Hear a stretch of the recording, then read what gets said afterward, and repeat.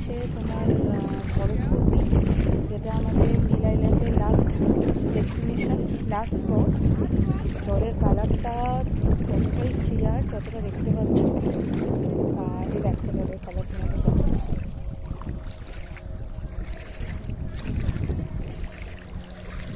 এখন লো টাইড চলছে, তাই আমরা জল দিয়ে হাঁটতে হাঁটতে যাচ্ছি। দেখো পেছনে কতটা দূরে পার্ক। তো আমরা এতটা এখন অর্ধেক জলে চলে এসেছি হাঁটতে হাঁটতে, খুব ভালো লাগছে। আর এখানে নিজের মতো স্নান করা যায়, নিজের মতো টাইম কাটানো যায়, নিজের মতো আলাদা একটা টাইম স্পেন্ড করা যায় এখানে। খুবই সুন্দর বিচটা, খুব এনজয় করতে পারবে এখানে এলে তোমরা। যেখানে মানে কোনো ওয়াটার অ্যাক্টিভিটিস যদি ইচ্ছা হয় করবে, না ইচ্ছা হয় করবে না, নিজের মতো স্নান করবে, কেউ তোমাদের ডিস্টার্ব করার নেই। আর এতটাই মানে শান্ত সুন্দর একটা বিচটা, খুবই সুন্দর, অসাধারণ।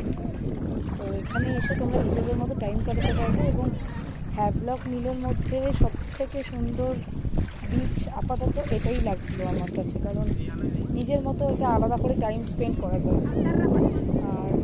আর যতক্ষণ খুশি জলে থাকো, কেউ তোমাদের ডিস্টার্ব করবে না, কেউ কিছু বলবে না। খুবই সুন্দর, আর জলের কালারটাও ততটা সুন্দর।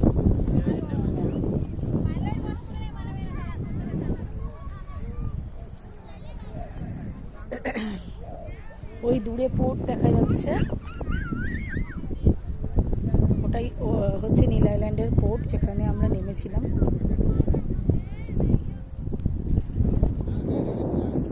তো এটাই আজকে আমাদের লাস্ট ডেস্টিনেশন নীল আইল্যান্ডের। কালকে আমরা পোর্ট ব্লেয়ার আবার চলে যাচ্ছি। পোর্ট ব্লেয়ারে আর কিছু স্পট বাকি আছে, সেগুলো করব আর তোমাদের সাথে শেয়ার করবো অবশ্যই। তো চলো, আজকে এখানেই আমরা শেষ করছি।